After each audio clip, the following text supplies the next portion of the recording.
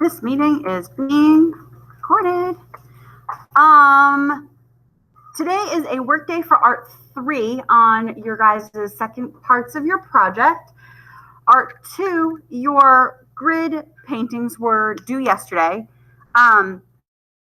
This interesting issue yesterday, actually, after school, where I did put in zeros for people who didn't turn them in. And I got emails from students who were like, you didn't give me a chance to turn it in.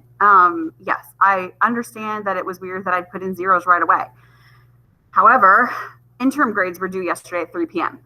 If the project wasn't turned in yesterday, I had to put something in the grade book. I had to. I had a deadline. So I put in a zero. That doesn't mean I'm not accepting it. I will absolutely still accept your work.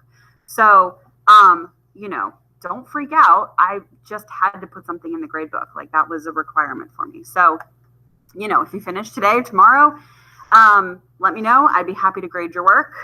Face-to-face students, I'd be happy to accept it in the classroom. And virtual students, just let me know. If you're a virtual student and you turn your project in, please also submit the reference picture. So you're going to put your project in the folder and then also the reference photo that you used as well. I want to see both of those. Okay. Today, I am going to introduce Art2 to your next assignment, possibly your last, but I would like us to get to one more project after this. But let's start with this one today. So we are going to talk about surrealism. Okay. Surrealism. I'm going to start off first with a joke because I'm hilarious. How many surrealist artists does it take to screw in a light bulb? Answer? None. Answer is fish, or anything that doesn't make sense. The whole point of surrealism is to not make sense. So you can see in these pictures, we have a fish that is also an airplane dropping these little fish bombs. We have elephants that are also French horns, and deer that are also harps. Basically, all of these live things are also instruments. Even the clouds are musically related. And then we have this guy who has a floating apple face. So, surrealism is a style of art that taps into the bizarre nature of the unconscious mind, and literally the whole point is that it doesn't make sense. So, what is your unconscious mind? When you think of your unconscious mind, what do you think of? Your mind is spiraling?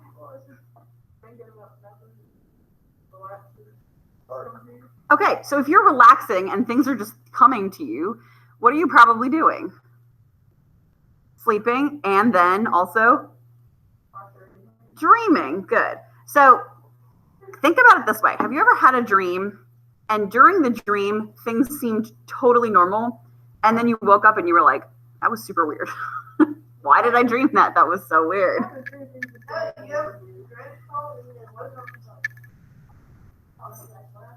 You thought it was what? Yeah. But in the dream, everything seems normal and regular, and then you wake up and you realize that there was a lot about it that was not normal or regular. So surrealism is a style of art that kind of tries to tap into that feeling that this could be normal, but there's something about it that is definitely not okay. This is one of the more famous surrealist paintings. It's called The Persistence of Memory, and it's painted by Salvador Dali. What do you guys see in this painting? Drippy clocks. What else? They're melting. Yes, they are melting. What else do you see?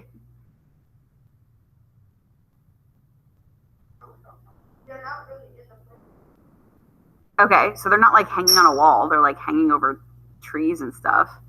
What did you say, Jalen? On a what? An island? Yeah. Okay, so we're at the beach or something. We're not in a place that clocks would be. What are these things? I know it's a little bit fuzzy on the picture, but do you guys see what's on this wristwatch clock? Do you see these things? What do they look like? It's a little hard to tell.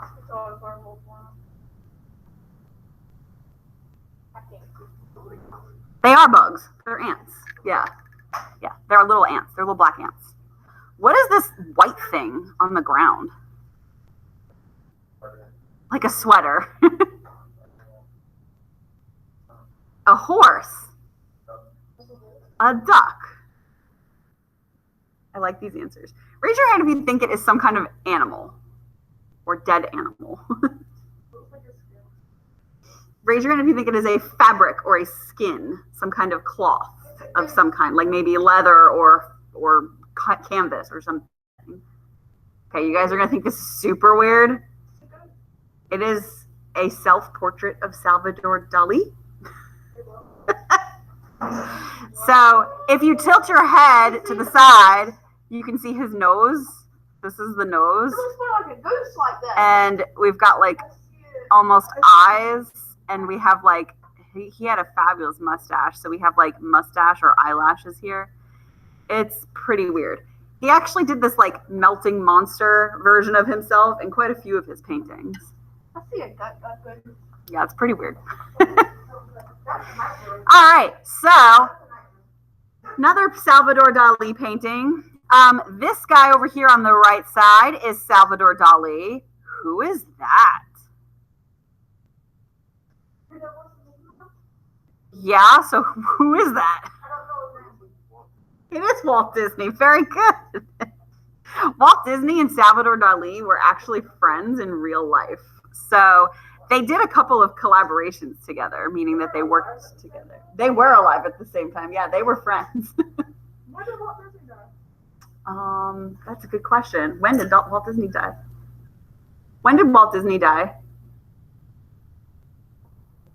December of 1966. Dali died in 89, I want to say. No. Salvador Dali lived in the 80s. There's actually video footage of Salvador Dali. And there's photographs of him. I'm going to show you a really quick biography of him. We're watching The Story. Every Monday, we bring you a deep dive into the fascinating lives of incredible people. The fascinating life of Salvador Dali. Welcome to aluxstuff.com, the place where future billionaires come to get inspired. If you're not subscribed yet, you're missing out.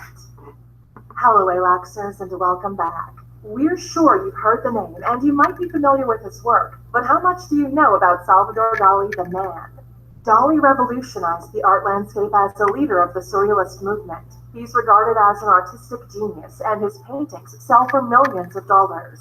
But as is sometimes the case with a genius, there was also an element of insanity to Dali that was expressed through some of his outlandish behaviors and eclectic lifestyle. Today, we're taking a closer look at this side of the artist as we explore the fascinating life of Salvador Dali.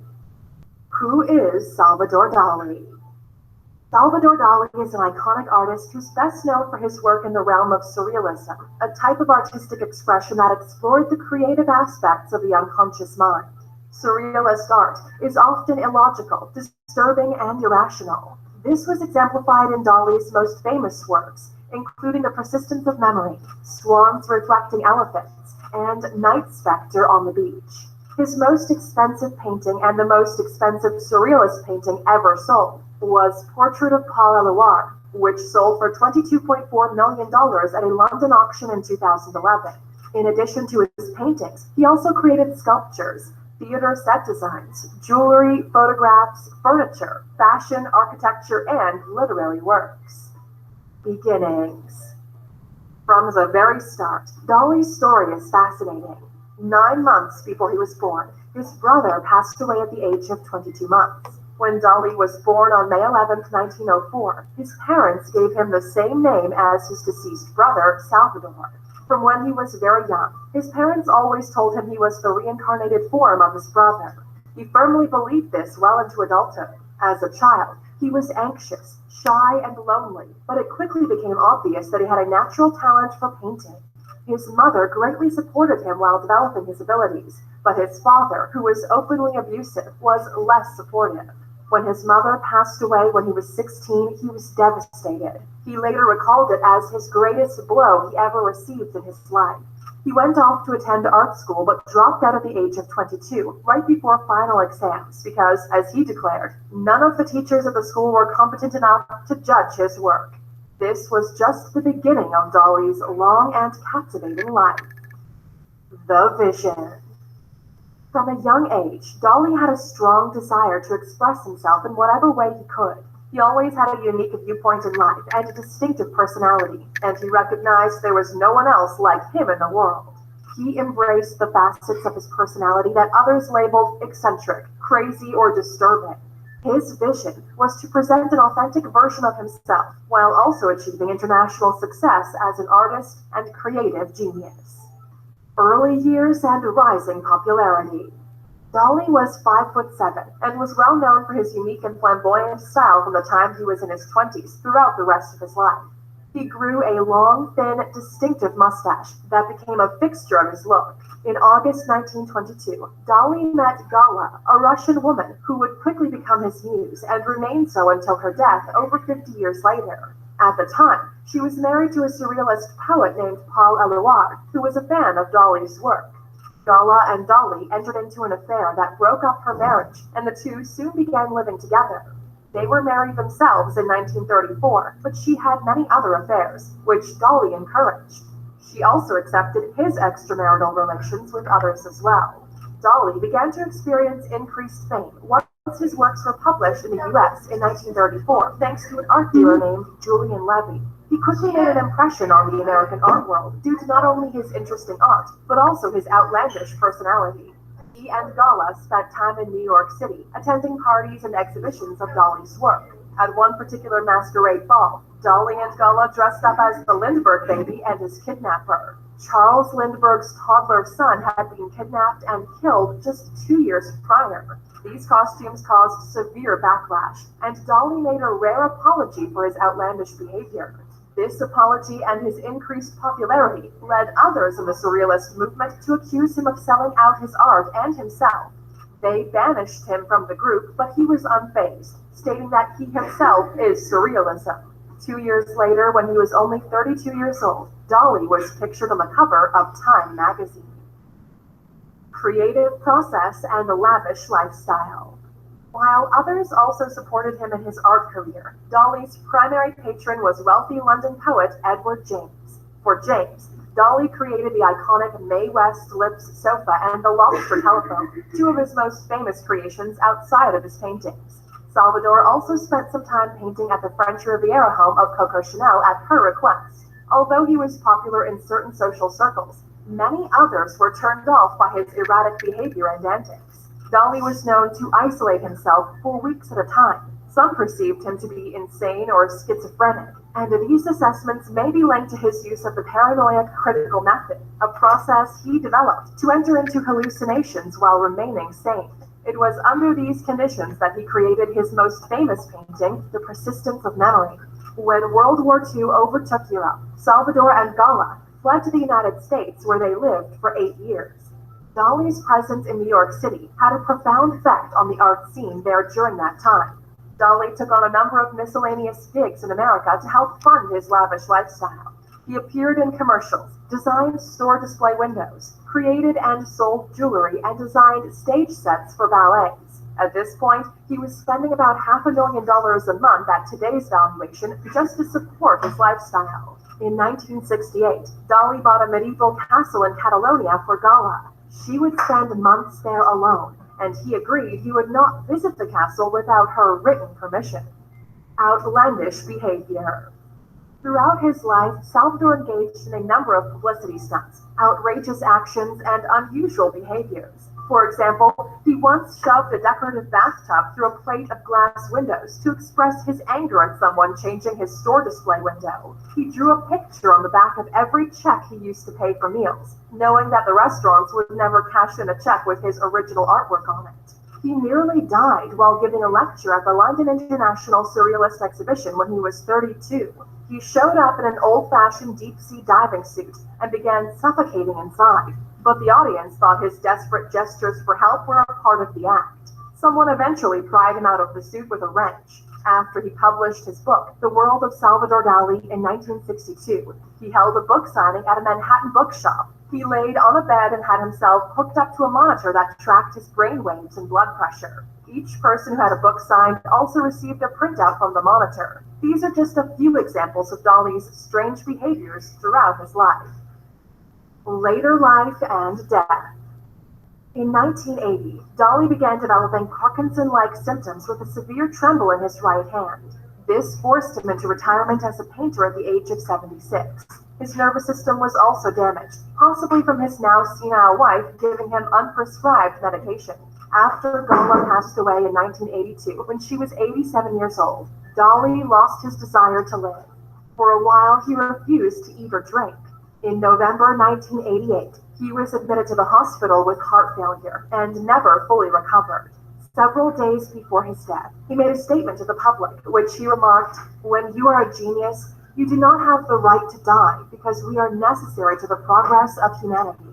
Whether he had the right to do it or not, Dali did pass away on January 23, 1989, at the age of 84. His final resting place is a crypt underneath the Dali Theater and Museum in Catalonia, Spain, just 1,500 feet away from the house where he was born. The lesson.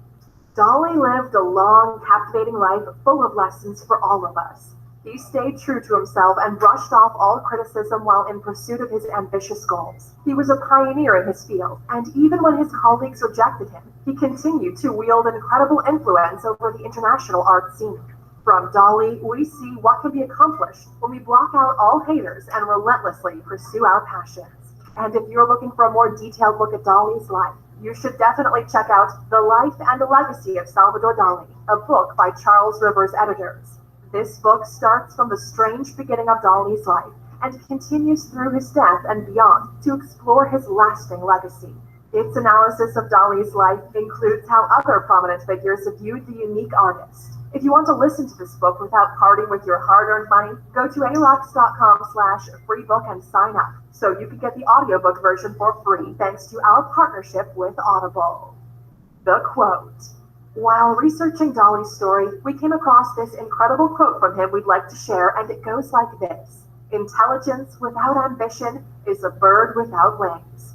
Dali reminds us that we can have all the knowledge in the world, but without the drive to put that intelligence into action, it's useless. Question. George Orwell once stated that Dali was both a skilled artist and a disgusting human being. So we have a question for you. Is there an actor, singer, or artist that you don't like as a person, but you still appreciate their work? Let us know in the comments. And of course, for sticking with us until the end, here's your bonus. Dali was a sadomasochist, meaning he got pleasure from his and others' pain. He mentioned he got immense pleasure from repeatedly throwing himself down the stairs as a child. And also, we're going to stop there. So, just like many artists,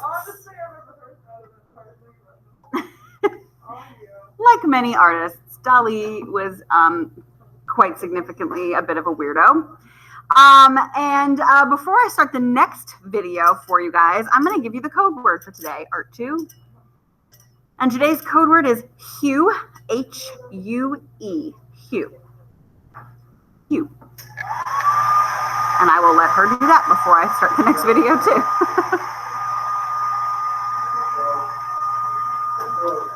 What? H-U-E.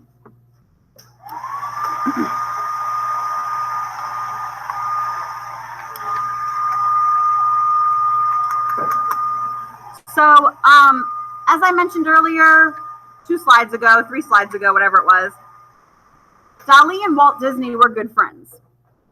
And this project, which is called Destino, came out, it came out a while ago because they started it together a while ago.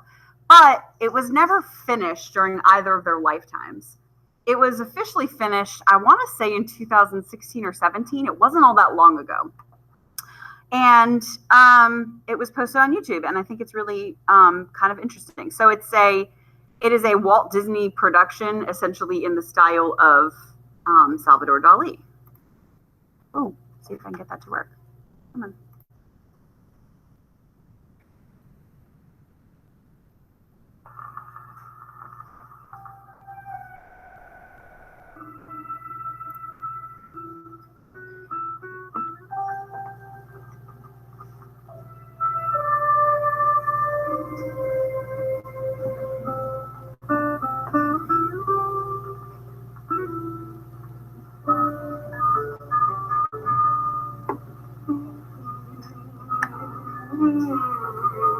Nine.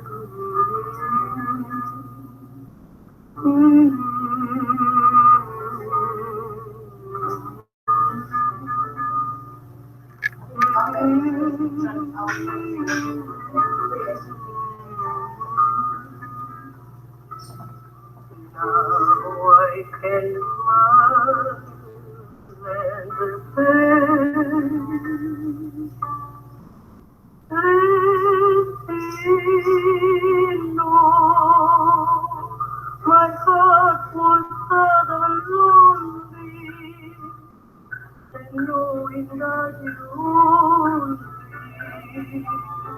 could bring my love to me.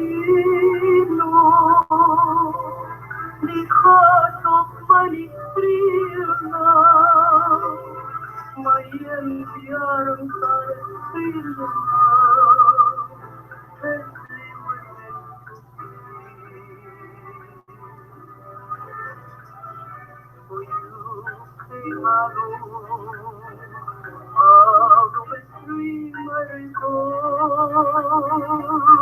Here you came alone, so I cannot go. I know now that you are my destiny. Will be as one for we know how they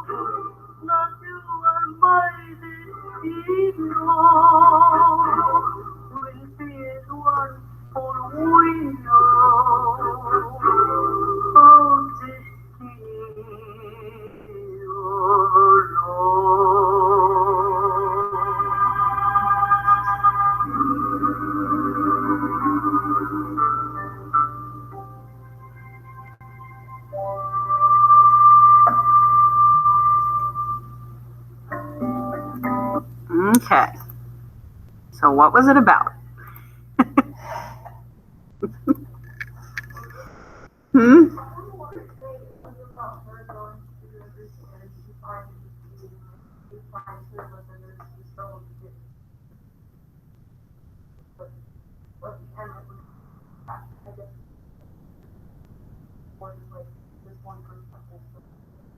Okay, so I guess at its core, it's a love story. At its very deepest core, we have like a self-discovery and then a love story. What else was in this? What were some of the symbols that you guys saw? Dandelions. What else? Birds and baseball. Art2, this is your project. I don't know why Art3 is the only one's answering my questions. What else? Her dresses. So there was some costume changes. What were her dresses made of? Shadows, mostly. Shadows of what? The bell. What else did you guys see? There were weird statues. There were a lot of statues. Yeah, there was the one with the hand that like grabbed the hem of her dress, which was pretty creepy. I've seen this a lot. So I remember there were ants, there were bicyclists with bread on their heads. There's actually a Salvador Dali painting with bicyclists with bread on their heads. I remember a seashell. I remember the dandelions. What else do I remember? I remember the pearl that was also the baseball. There was a lot of weird stuff going on in here. So Dali and Disney worked together on the following video, well, the previous video, but it wasn't finished in their lifetimes. It was completed, it was 2003, so it was a little bit earlier than I thought. And it was released by the Walt Disney Company. So we talked about the story, we talked about the characters, and we talked about the objects in the background. So Dali, we did go through his biography. He worked in Paris, where Surrealism got started, with other artists such as Rene Magritte and Pablo Picasso. His most famous work is probably The Persistence of Memory. And when he was asked about the melting clocks, his response was that they reminded him of cheese melting in the sun. That was his answer for why he painted those. He went to art school in Madrid, Spain, and was inspired by the Cubism and metaphysics art styles. And he died of heart failure in '89 in Spain, which is where he is buried. We didn't really talk about Rene Magritte very much because Dali is kind of one of the main leaders of the Surrealist art style. He's kind of the one that most people think of. But Magritte is another Surrealist artist. Rene Magritte was born in 1898 in Belgium. He attended art school in Brussels and began painting in the Surrealist style in the 1920s and was another primary influence of the pop art movement. He's known for his strange and thought-provoking paintings, was part of a Surrealist group that included writer Andre Breton, artist Max Ernst, and of course, Salvador Dali. One of his most famous artworks is probably The Son of Man, which is the image in the very beginning of this slideshow, which has the picture of the green apple over the man's face. And he died of pancreatic cancer in 1967. So these are more modern artists we're talking about here. The Surrealist movement wasn't all that long ago. We're talking the last 100 years, which in art terms, in the grand scheme of things, really is not that long ago. You could still find Surrealist artists today who are making some pretty bizarre things. So your project, what you're going to do is you're going to create a Surrealist artwork. You're going to make something that is in the Surrealist style. You must include some part of yourself to draw in an otherwise very surreal image. You can incorporate the body part however you would like, but it should be as realistically drawn or painted as you possibly can. You may use your tablet for photo references. So like if you need to take a picture of yourself to use as a photo reference, that's fine. But the body parts need to be yours, not somebody else's. You may choose from your eye or eyes, hand or hands, foot or feet, or your mouth. If you would like to choose some other body part, please discuss it with me first. So if you want to choose an ear or a nose or something like that, let's have that discussion. But these are the ones I'm going to start you off with. Your rubric for this project is underneath. Incorporation of the part of yourself. Your parts need to be masterfully drawn and shaded or painted however you are incorporating them. It does have additional criteria for Art3. Typically, I do have this as an Art2, Art3 crossover project.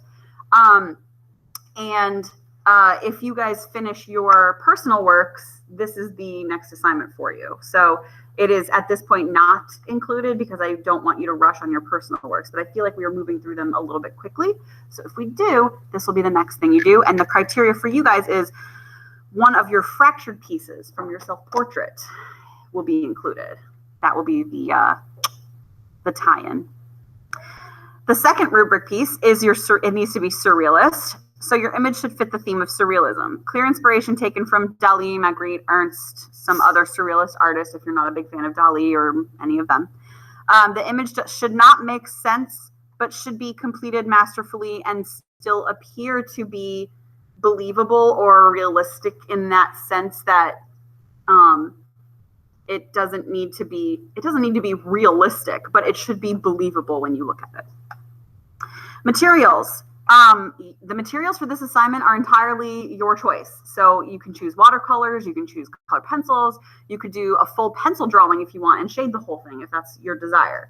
Whatever materials you choose for this assignment need to be done in a masterful way. So this is not the time to experiment. I would select materials that you are comfortable with and that you know very well. Timeliness, project is due in 10 class periods. That is still what I would like. That is 2 weeks. And then craftsmanship, your project is neat, tidy, and wall ready. So whatever materials you choose, that will also impact what paper you get, whatever you would like. And then I'm going to show you guys my example for you. So this is my current example. I don't know if you guys all know this story. Last year I broke my foot and it turned some really fun colors. I mean, it was all kinds of fun colors. It turned purple and green and blue. It was outrageous. It was outrageous. And so I painted a picture of my broken foot, and like people were coming in here and they were like, ew, what are you doing? Why are you painting a picture of your foot? And I was like, because it's cool. Like, I broke it. I hope to never do this again. So why not immortalize it in an artwork?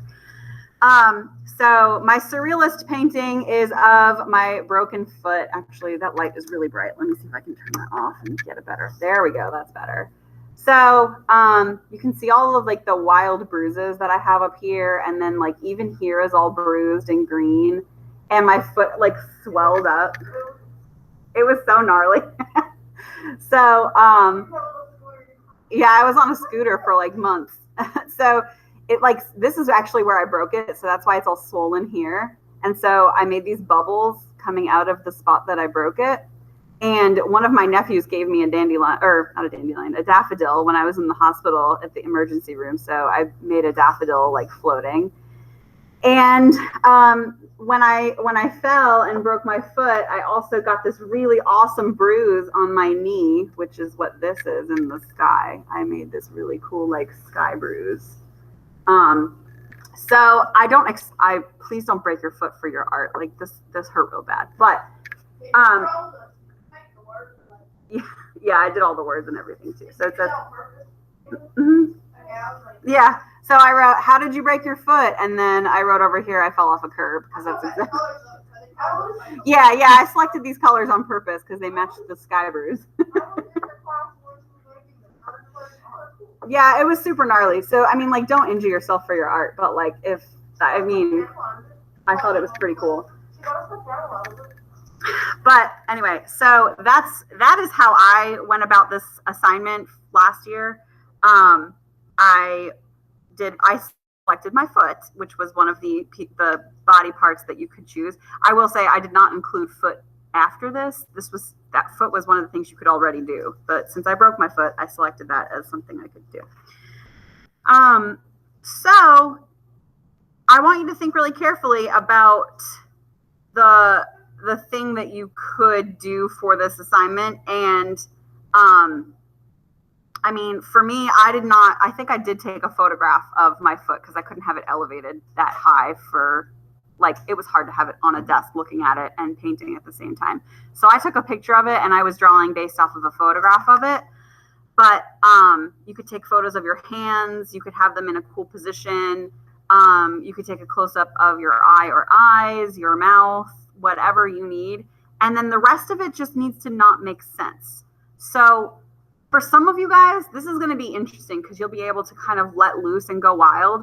But I will say that the first year I did this project at North Central, one of my Art2&3 students who was doing the assignment had a really hard time with it because every single thing she drew, she was like, but this doesn't make sense. And I was like, that is literally the point. So, you know, try not to worry too much about it making sense. It doesn't have to make sense. In fact, it shouldn't make sense. So what you're saying, it shouldn't make sense, but it can happen. Yeah, so it should be like, Just like the clocks on the album. huh? Like the dude's clocks on the album. Yeah, like it's a believable image. You can look at it and be like, oh, that looks legitimate, but it's not something that you would ever see in the real world. And the same thing with this. Like I made a sunset with a sky bruise, and a sky bruise is not something that's going to show up in the real world. Like that wouldn't exist. But in this picture, it makes sense. Like it looks pretty good. So that's where I want you to take this. And I'm going to let you guys decide about your rough drafts and how much time you'd like to spend on your rough drafts. At the very least, I would like some kind of map about what your idea is.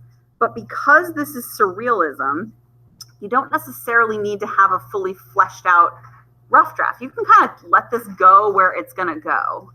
I guess I'm thinking more like when you're having a dream, which is kind of what surrealism is. When you're having a dream, your dreams don't have a plan. And so if you don't have much of a plan and you just kind of let this go where it wants to go, I might be okay with that. As long as you don't get a week and a half into the assignment and then go, I hate this and I want to start over, because that would be a bad time because it'll be due in 2 weeks. All right. So I will let you guys jump into that. A couple of reminders about upcoming dates. Tomorrow is interims, and then Thursday is prom. Friday, if you are going to prom, that means you're probably not going to be in this classroom. If you are going to prom on Thursday and you're not going to be in class on Friday, please make sure you still submit your sketchbook drawing, because I am checking them. And then Friday, you will also still have your code word form, and I am deleting last week's code word form Thursday. Wow, I thought today was Wednesday. I almost said tomorrow. Thursday, I'm deleting that. I think that's it. Let me double check that I'm not missing anything on the calendar really quick. Don't think I am. All right, here we are. Let's close that, because that is another day. One more day down. Surrealism is today, interns tomorrow, prom, field day next Friday. I am just gonna kick off the time because it's all day. Alrighty, but that's it. Does anybody have any questions right now? Lovely. I'm going to let you guys get started on whatever you'd like to do, rough drafts, or if you are like, I already have an idea and I am ready to go, I would be happy to give you final draft paper right now.